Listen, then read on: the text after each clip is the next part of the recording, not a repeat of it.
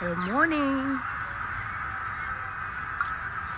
So today's video, I wanted to talk about gratitude even in the face of difficulty, loss, grief. Really not embracing comparison spirits when you're in a toxic, highly competitive environment, workplaces, church, and it's like keeping up the Joneses spirits, like who has the best house, who has the best cars, who has the best jobs, who has the best careers, who has the money, who has the kids who are getting every A in the corner, who are doing the best sports, who are going here, there, and everywhere. And you feel like, oh my God, my marriage is not working. I'm just going through a separation. I'm constantly fighting with my kids, constantly fighting with my husband, or you've gone through a divorce, or you have parents who are aging and maybe you have dementia or are dying, or you have a chronically ill person in your life close to you, or you are chronically ill, you have cancer. All of it, you've lost a family member, your career is not working, you're losing your business, you lost a job, your kid has transitioned on to go to college, your kid is acting up, using drugs, there's gambling, there's incarceration going on, there's IRS following you, you're being ghosted by friends, your dating is not going well, you're not finding your partner, you don't have a kid, you have IVF, you're doing IUI or whatever, you have miscarriages, you just had an abortion, you're a man and you're losing your edge, you don't know, you have whatever, name it, like the loss, the comparison spirit. Like, know the feeling that brings up and really embracing it from that standpoint and embracing your story, embracing your journey, knowing what your purpose is. Your story sometimes can tell you, your trauma sometimes can tell you what your purpose is in this life, and really taking steps, doing it afraid and backing it with hope, backing it with prayer, backing it with meditation, backing it with some affirmation, backing it with some writings on different walls and looking at it and saying it back to yourself, like truly embracing who you are, the blueprint of who you are, and knowing there's nobody that's like you and nobody will be like you. Like, for example, nobody's like me, Gina. I'm Gina. My DNA is unique to myself, and there's nobody else who has that same DNA or blueprint or fingerprint like me. That's why I'm unique in my journey. It took me a long time to get in that place of acceptance of that. But that stems from really distancing from communities or spaces that are highly competitive. And it's like when that comparison spirit and you just desperately just want to be accepted or fit in. And a lot of people who might be coming from a place of privilege, and you might not necessarily come from that place of having privilege or money or buffer. Because listen, money is good in many ways because it gives you leverage to do a lot. And when some of us, you don't have that to start with, like generationally passed on, you have to start from scratch. It's the real thing out there, y'all. So I'm not about to sit here and compare myself to those people because they have leverage. They have leverage, whatever they are doing. I don't have that. So how do I make peace with where I am, with my story, with my losses, with my grief, with my struggles, whatever it looks like, and be able to peaceably do it and move towards the direction that God calls me to go without having to want to do it like Sarah, want to do it like Ashley, want to do it like John or Paul or Kofi or Sarah, whatever, you know what I mean? So really feeling that feeling of grief for what you wish your life would have been like at 18, at 21, at 28, at 30, at 41, at 45, 50, 60. Accept it, knowing that you did the best you can, especially if you did the best you can. So I just wanted to say that. I'll pray from a place of gratitude, meditation, hope, prayer, taking risk within fear and seeing it manifest and affirm it and continue to affirm it and see gates and doors and windows open for you. But first I have to start with that self-awareness of embracing who you are at the core, unapologetically so, and moving day by day towards the goal that you're here for. Love you so much. Bye. I wanted to share this with you today. So many women shared their thoughts and their opinions and experiences about this grieving the life that you thought you have topic. And I'm going to go into that soon. But as somebody who didn't actually have a plan for my life, I was just going with the flow when it comes to life in my 20s. Like the whole of my 20s, I was just going with the flow. I was okay with what I had. I was okay with the fact that I had a roof over my head. I had food in my belly. I was part of the family business. We were caterers, and my mom started a business and we all helped out to build the business because we had moved to the United Kingdom at the time, and we had to do any type of job to survive, like cleaning, warehousing, any kind of job. Most of it was cleaning and warehousing and care, right? And dealing with people can be tough. And so it was just a shock for us at the time. So when we came into catering and people started patronizing us, it was a win. And we're making like maybe double what we were making when we were cleaning and doing the warehousing jobs. Okay. So at the time I was content with my life. It was okay. We had a job, we had a roof over our heads, we had food in our bellies, and we didn't have any debts. Okay. So life was okay until I ran into a certain group of people, right? And I'm going to talk more on that when I finish playing some of the responses from others with regards to the topic. So let's get into that, and please don't forget to subscribe. Thank you. I feel like nobody talks about grieving the life you thought you would have. When God put that video on my For You page, he was talking to me, and now I'm talking to you. So if you go to the video, it's just this girl. She's 29 and she's turning 30 this year, and she's reflecting, that she's grieving the life that she thought she was supposed to live. She was supposed to live this life that looks, a bit different from the life that she lives now. She's grateful for her life, but this is really not what she pictured. And I know God put this directly on my For You page because, I've been talking to him about being more consistent and productive, with my dreams, my aspirations, and my goals.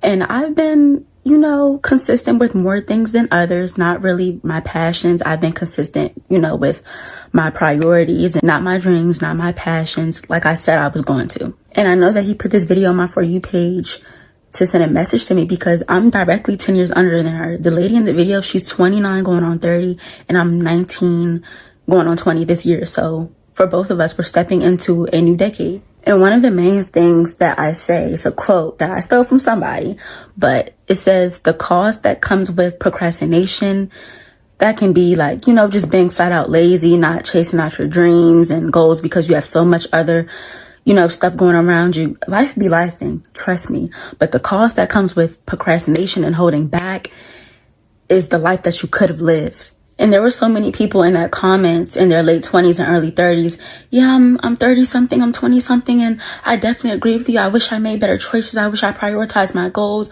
I wish I did this, and that. And I felt like this was God because, I'm talking to him about this and I'm trying to be consistent, but I'm just not. And I mean this in the most humblest way. I do not want to get on here in 10 years and say, oh, I wish I was here. I wish, when all I have right now is time. I'm not even going to say a lot of time because 10 years may seem like a lot if it's like a jail sentence, but time flies. 2023 felt like 2 months alone.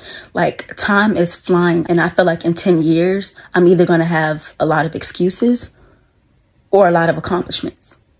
And it's just all in what I do with my time and how I prioritize things and just being consistent. And like I always say, we're not going to keep saying, oh, one day I'm going to do this, one day, start now. Let this be day one. And, when you just get close to the Lord and you talk to him, he responds. It's not going to be a verbal response, but he put that video on my For You page. She's like, and like I said, in the most humblest way, not looking down on anybody. And I was so like, I just love the transparency that she shared in this video. But I feel like he put this on my For You page to be like, do you want this to be you in 10 years? No. In 10 years, I want to reflect on my 20s, and I know it's not going to be all peaches and cream, but I do want to be able to say, I've lived, I was able to do this, I accomplished this, I did this. I just don't want to have any excuses. Oh, I could have did this, because we all have the same 24 hours in a day. It's all in how we manage it. It's all in what we do. You know, we can't fall in love with the results if we don't take the discipline and the action to get there. You can pray all day, but if it's no work behind that, how do you think that you're going to be what you want to become? And I know what she meant by grieving the life that, you know, you thought you were going to have, because even like by 20, like I thought I was going to be way farther than I am right now. But, you know, I'm grateful. And now I know what I have to do, because I don't want to be telling the same story in 10 years. I don't. God is speaking through me to you. Look how I look, pimple patches. He told me, Tori, just pick up the phone, record, and tell these people. So whatever you want to do, stay consistent. I know a lot of circumstances, life is hard. It's always going to be something. But at least start, at least try, because you don't want to have years go by and you realize the life that you could have lived if you would have just took that step, if you would have just stopped procrastinating, if you would have just took the risk, if you would have just did this. And I'm just going to end the video like this. Like I said earlier, in 10 years, you're either going to have a lot of excuses or you're going to reflect and see that you did a lot and you've accomplished a lot. There's a topic right now going around TikTok about grieving the life that they thought they'd have, and credits to the original creator and the video that I seen.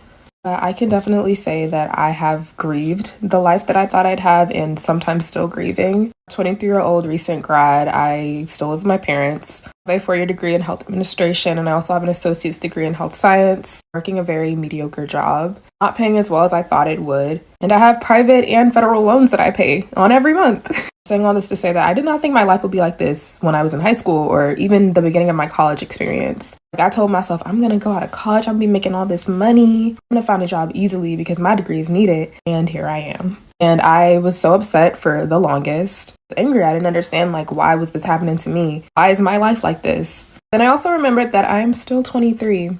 And just because my life is like this right now doesn't mean it will be like that in the future. And I've had to come to terms with it. Like, I went through all the emotions to get to this point. I've gotten so much closer to God these past couple months and just trusting Him in guiding me where I need to be. And if it's in His will for me to be somewhere, then I will get there. I'm also just learning to be very appreciative of the current condition of my life, the current state, because I am very fortunate. Although I'm living with my parents, I'm paying little to nothing to live here. Although my job is mediocre, I'm still paying the bills at the end of the day. And I'm still gaining experience that I can use to move forward. Easier to dwell on current state when you're in it. It's incredibly important to keep pushing forward and keep moving forward. You can still achieve your goals and you can still move forward. This is a stepping point in your life. Everyone has a time point in their life where things are not going well. You could not tell me a year ago that I would be where I'm at right now. Like, a year ago, I was going through major panic disorder. I was on antidepressants. Like, I had to be medicated. I have the worst anxiety. Like, I would get panic attacks. I'd almost pass out. I almost passed out at school a couple times. There's a reason for everything. I could say that I never wish I went through that period of my life, but honestly, it shaped who I am today as a person. And it makes me want to try harder and to be better. I try to be super appreciative. Like, every day that I'm living is a blessing. There's so many things in my life that I say I would change. But sometimes we're put through tough experiences because we come out stronger. God is very purposeful with your life. He's very intentional. A lot of things happen for a reason. Although I still wonder what my life would be like if I would have done a couple things differently, I'm doing things differently now, and I'm trying to work on myself and become the person that I know I want to be and the person that God sees best fit. Again, this is super repetitive, but if it's in His will, it will be.